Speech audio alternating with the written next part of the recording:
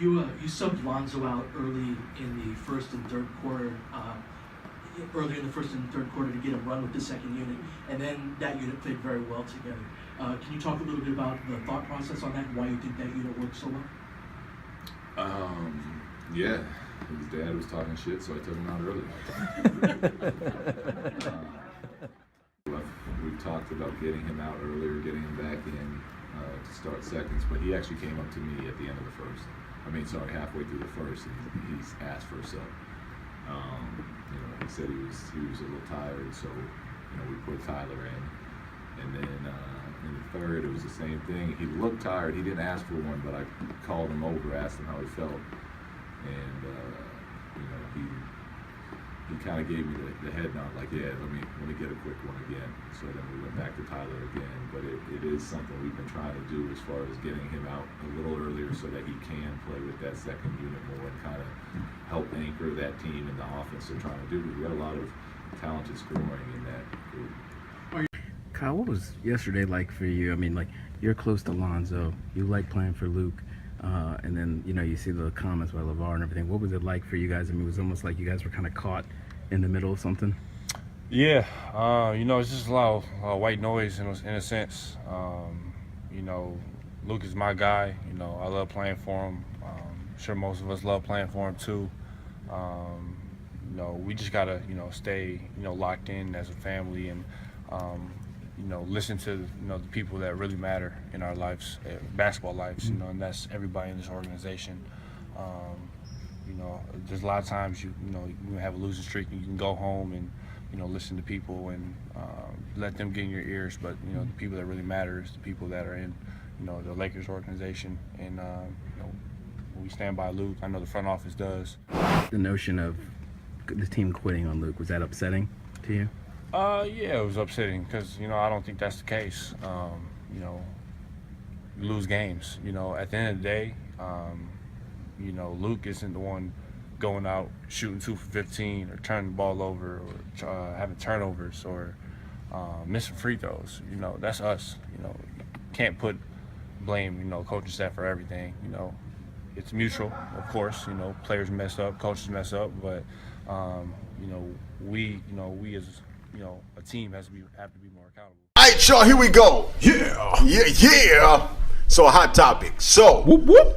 Let me get your take on LaVar Ball coming out and making a statement about Luke Walton, saying that he has lost the team and the players do not want to play for him. What's your take on this, Godfather Banks?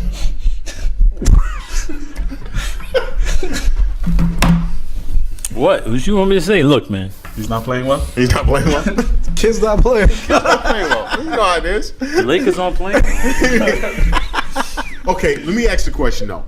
That was bullshit. Was it appropriate for him to come out and say it? And what position does it put Lonzo in, making that statement about his team? And that's why I say he should have never said it. Your son told you something. Maybe he did say it, but he told you in confidence. I don't think he wanted you to actually come out and say that to everyone, because now, allegedly, even if you didn't say it, it still looks like it was said by you. Because who else is going to tell him, yo, Walton lost the team and, lost the locker room? He's not at practice. He's not in the locker room after games.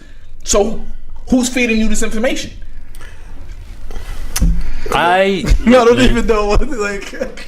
I think LaVar is who he is at this point, man. He's a blowhard, and I think anybody that takes him seriously really is just like I don't even understand why anybody's taking him seriously. I don't even think Luke Walton is taking him seriously. He made a joke after the game about, they asked him about why he pulled Lonzo at the point he did. He said his pops was talking shit. That's why I pulled him. So I don't even think the Lakers are taking this guy seriously at this point. And I think when it comes to Lonzo, it wasn't a ringing endorsement of Walton. He definitely should have came out harder in defense of his coach. But when it comes to Lonzo, I think he pretty much stays on message. And to me, he's pretty much always been like a lukewarm kind of person, where it's just like, yeah, well, that's my dad. You know what I mean? Yeah, I'll play hard for anybody. I didn't want to get a tech. His message has always been pretty much that same thing, where it's like he's not somebody that's going to come out in defensive one way or the other. He just kind of has a lukewarm reaction. Either My way. thing is this though: Kuzma went hard for Luke Walton. So Kuzma does that. But did you hear what Kuzma said, though? Just Kuzma's energy let you know that there was something wrong. But did you hear what Kuzma said, though? He said a lot of us like playing for the I coach. found that A lot of strange. us likes playing, and he's almost alienating what Lonzo said. So I don't know if there's anything there, but it's very interesting the way he put that some of us likes playing for him. And it's just, and also I just want to go back to 2 weeks ago, or maybe 3 weeks, that the Lakers said that they didn't want the press to interview LaVar after games. They didn't want him in certain places in the arena after the game because He can't be farther away from the Lakers right now, man. But I'm just saying they are taking him serious because they're trying to keep his mouth shut as much as possible, and they still can't do it from Lithuania. So, But that's not his fault, though. That's not his fault. And I'm not defending the dude, but at the same time, ESPN sent a camera crew over there with him and his sons to basically follow them. You know what I'm saying? They sat down and interviewed the dude. and what about what Rick Carlisle said? What did Rick Carlisle say? That he has no right to be speaking about coaches, something like that. What else he said? Yeah, and he said he blasted ESPN. Yeah, blasted He blasted ESPN. ESPN. He said they're the NBA partners. He said the coaches might be looking to pull credentials of people that interview LaVar. Stan Van Gundy came out yesterday and said he's not going to take interviews from ESPN behind this as well. Who cares, man? These coaches don't say anything when they talk on the camera, man. This whole halftime stuff thing.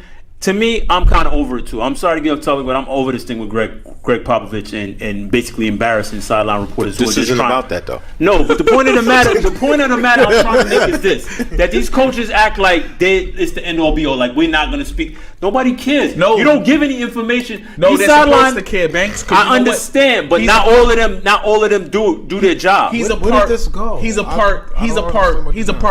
Luke Walton, as young as he might be, is a part of their coaching fraternity. I understand. It's just like someone sitting here and speaking about you. As much as I don't like you, I'm still gonna stand up for you. I get you it. Feel what I'm saying? I get it. You not like him? Okay. You know what I'm saying? So the point of the matter is their job as coaches to speak to the media. But That let is me their ask you job. one. You cannot Does- say I'm not doing my job because you interviewed but let me somebody ask else. you That's the this rights of question. the press. That's what the press does. They interview who they no, want to but they're interview. interviewing a person who's bashing one of It them. doesn't matter. Okay. It doesn't matter to you, though. No. I got the perfect example. Go for you. ahead. Perfect example for you.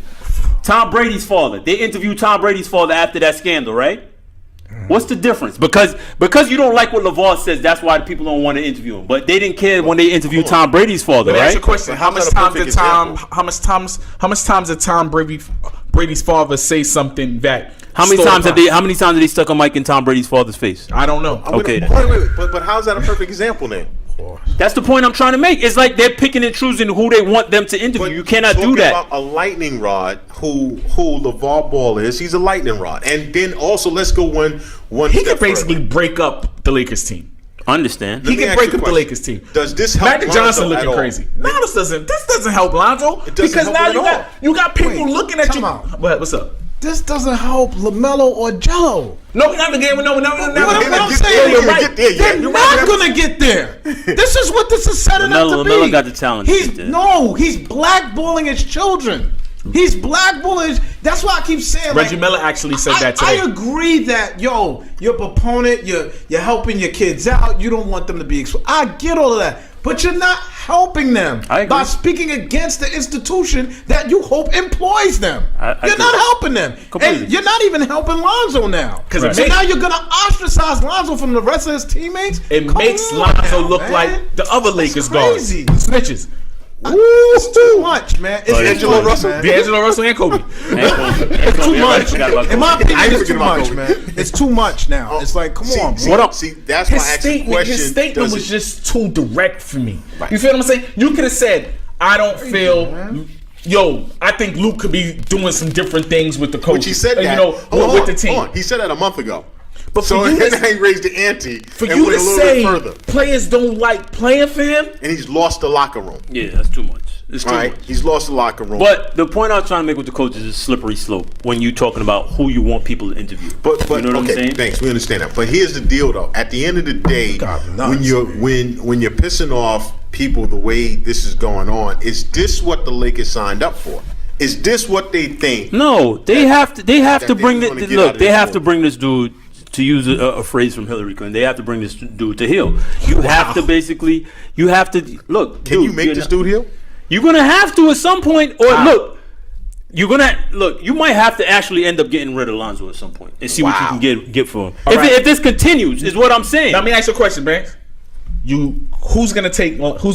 Well, listen, if you he take Lonzo, you know who comes with him. But what the point I'm trying to make is this is what you have to impress to this dude, and at some point Lonzo has to say, "Dad, I love you. You're my dad. You've been my dad my whole life, but I need you to tone it down. But you are hurting my career." I don't think Lonzo's reached that point yet. But That's you see what I'm you're saying? Because what you're saying is exactly what Stan Van Gundy and Carlisle are saying. You could be a dad, but guess what? We're trying to shut you up so you don't hurt yourself. Well, That's what I took it as. Shannon made a good point too. He said Lonzo LaVar lied, and he did lie. He said when my son gets to the Lakers, hands off. I'm done. Did he really lie, or He did lie. Look, what did he say? No, what did he say? No. He If you said go by he his said words, he lied. I got you. he said he's going to go learn from the greatest point guard in NBA history, Right. Magic Johnson. No. I can't teach him anything more.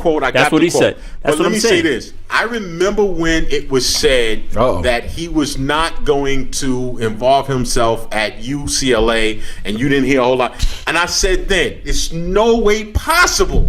This dude was not in their ear on a constant basis. Your son is in the NBA, and you're in the ear constantly. Well, what happened at UCLA? I got something to say though about that. It had to be under wraps. Yo, I watched the I watched one of the They episodes. said UCLA was happy.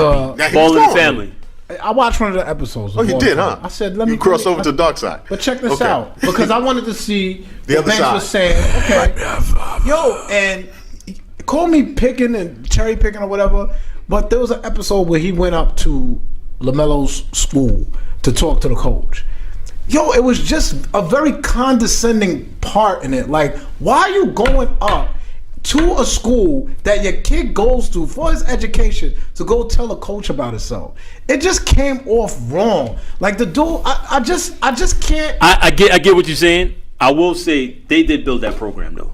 The Ball family did build. Yeah, they but built it's just Chino Hills. wrong. It's They built just- Chino Hills. What I'm saying is But the they coach. destroyed, but but they also did damage though. Yeah, that's what I'm saying. What I'm you saying- build, what- you damage. How did they damage Chino Hills? Because- Do we even know what Chino Hills is if it's not for You didn't LaVar do Ball it and his before family? them. But let me say this right now: everyone is glad that they're gone. Am I right? The Lakers would be glad right now. The I'm not gonna Lakers say would be that. glad right now. Nah, UCLA done. People Lakers- from UCLA came out and said we're happy. The Lakers would be glad right now if he was gone. If LaVar was gone. Yes, if LaVar was gone. Yeah, he definitely needs to tone it down. I agree, but I don't think you could tone it down when listen, he's the star of the show. We're past that. We're past Well, that. what I'm saying is, at some point you're gonna have to realize diminishing returns. Like you're jeopardizing your brand now. Your chip is Lonzo. Better business And if your chip is Lonzo and the Lakers are talking about, look, we can't have this anymore. But the Lakers are not there. They can't. That's even what I'm do that. saying. Wait. But it might get to the point where we're talking about, look, we're better off without him, and we might have to bench him until you understand that we're very serious about what's going on. I'm not here. disagreeing with you, but let me say this to you. You took this kid at number Listen, two. yo, listen. Like listen. that's my problem. Here's the problem, though. Magic Johnson, all credibility will go out the window if he does that.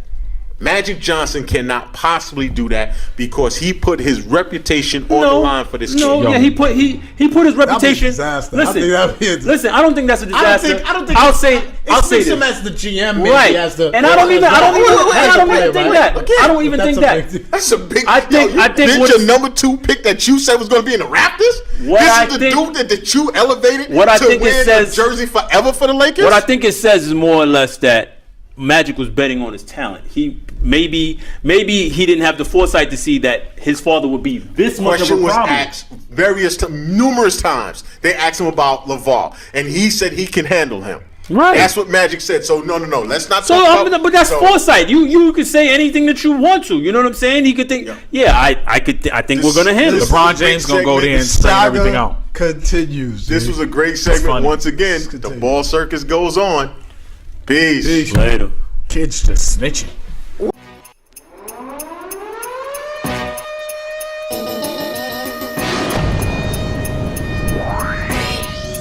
That's the truth. shit. This is it. The cocaine and the crack.